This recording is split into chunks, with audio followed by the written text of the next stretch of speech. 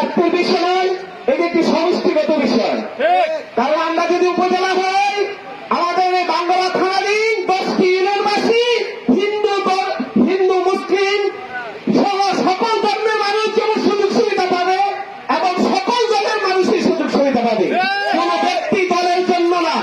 সুতরাং এই উপজেলা বাস্তবায়নের প্রসঙ্গে আমরা প্রতিটা ইউনিয়ন থেকে আমরা এই আন্দোলন করতে যাচ্ছি।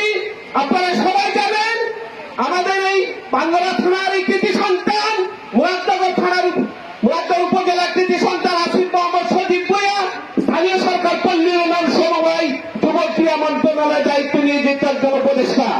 উনি যেহেতু স্থানীয় সরকার উপদেষ্টা, সুতরাং ওনার দ্বারা সম্ভব থানাকে উপজেলায় রূপান্তরিত করা, বাস্তবায়ন করা।